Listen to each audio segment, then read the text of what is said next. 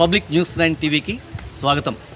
2024లో అటు కేంద్రంలోను ఇటు ఆంధ్రప్రదేశ్లోను కొత్త ప్రభుత్వం కొలువు తీరడానికి మే 14వ తేదీన 4వ విడతలో ఎన్నికలు జరగనున్నాయి. ఇటు ఆంధ్రప్రదేశ్లో పార్లమెంట్ స్థానాలకు 175 అసెంబ్లీ స్థానాలకు కూడా ఎన్నికలు జరగనున్నాయి. ఈ నేపథ్యంలో కొన్ని పార్లమెంట్ స్థానాలు ఎన్నికలకు సంబంధించి రాష్ట్రంలో ప్రజలందరూ ఎంతో ఆసక్తిగా ఎదురు చూస్తున్నారు.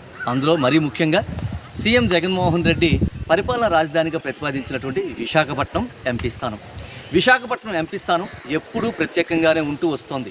ఎందుకంటే సాగర తీర నగరంగానే కాకుండా ఆంధ్రప్రదేశ్ రాష్ట్ర అభివృద్ధిలో తన వంతు ఎంతగానో చేస్తున్నది విశాఖపట్నం పార్లమెంట్ స్థానం. ఇప్పటికీ చాలామంది విశాఖపట్నం పార్లమెంట్ స్థానాన్ని రిప్రజెంట్ చేసినప్పటికీ అనుకున్నంత అభివృద్ధి సాగలేదు.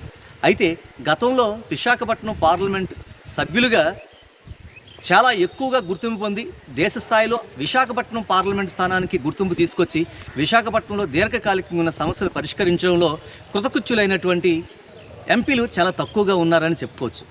అందులో సక్సెస్ఫుల్ ఎంపీగా విశాఖపట్నానికి సంబంధించి విశాఖపట్నంలో ఉన్న సమస్యల్ని పరిష్కరించడానికి విశాఖపట్నం ఎంపీ కాకపోయినప్పటికీ విశాఖపట్నం సమస్యలు పరిష్కరించడంలో ప్రధాన పాత్ర వహించినటువంటి ఒక ఎంపీ ఉన్నారు. ఆమె మరెవరో కాదు, రాష్ట్ర విద్యాశాఖ మంత్రి బొత్స సత్యనారాయణ సతీమణి.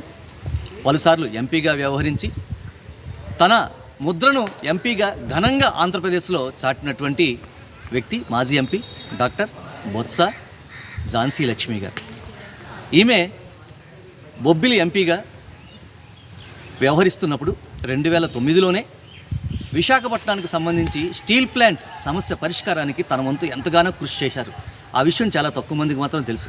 ప్రస్తుతం విశాఖ స్టీల్ ప్లాంట్ ప్రైవేటీకరణ చేస్తామని కేంద్ర ప్రభుత్వం చెప్తున్న నేపథ్యంలో, అందుకోసం పావులు కదుపుతున్న నేపథ్యంలో అటు ప్రైవేటీకరణ చేయొద్దు అంటూ ఇటు రాష్ట్ర ప్రభుత్వం దగ్గర నుంచి ఎన్ని విజ్ఞప్తులు వెళ్తున్నా, ఇటు ప్రతిపక్షాలు కూడా తూతూ మంత్రంగా ఏదో చేస్తున్నామని చెప్పుకుంటున్నా, గతంలో విశాఖపట్నం స్టీల్ ప్లాంట్ని కాపాడుకోవడానికి విశాఖపట్నం స్టీల్ ప్లాంట్కి ఆర్థిక పరిపుష్టి కలిగించడానికి బొబ్బిలి ఎంపీగా బొత్స ఝాన్సీ లక్ష్మి గారు చేసినటువంటి విశేష కృషి తెలుసుకుంటే ఖచ్చితంగా ఎవరైనా ఆశ్చర్యాన్ని పొందుతారు.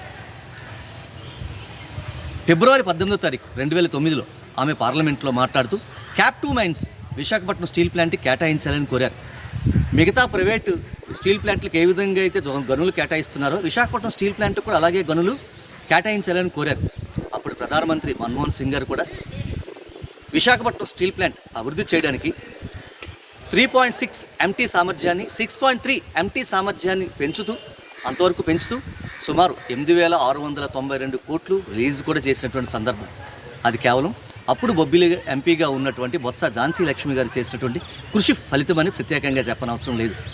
మరి ఇటువంటి ఉత్తరాంధ్రకు సంబంధించి ఎన్నో ముఖ్యమైన సమస్యల పరిష్కారంలో తనదైన పాత్ర పోషించి ఎంపీగా ఎన్నో సక్సెస్ఫుల్ ఈవెంట్స్ని ఆర్గనైజ్ చేసి రాష్ట్రానికి సంబంధించి ఎన్నో అద్భుతమైన కార్యక్రమాలను చేసి పెట్టినటువంటి బొత్స ఝాన్సీ లక్ష్మి గారు ప్రస్తుతం విశాఖపట్నం ఎంపీగా పోటీ చేస్తున్నారు.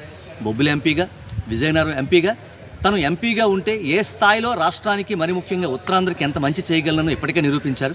మరి విశాఖపట్నం ఎంపీగా తొలిసారి పోటీ చేస్తున్నారు.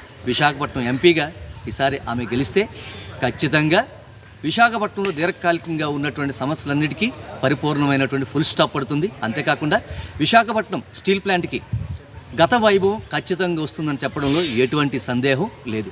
ఆమెను ఎంపీగా ఎంచుకోవాలని, ఆమె ద్వారా విశాఖ స్టీల్ ప్లాంట్ దీర్ఘకాలికంగా ప్రజల చెంతనే, పబ్లిక్ రంగంలోనే, ప్రభుత్వ రంగంలోనే ఉండే విధంగా ఝాన్సీ లక్ష్మి గారు మాత్రమే ఎంపీగా ఆ పనిని సాధించగలరని విశాఖపట్నం వాసులు సంపూర్ణమైనటువంటి విశ్వాసాన్ని వ్యక్తం చేస్తున్నారు అనడంలో ఎటువంటి అతిశయోక్తి లేదు. Thank you.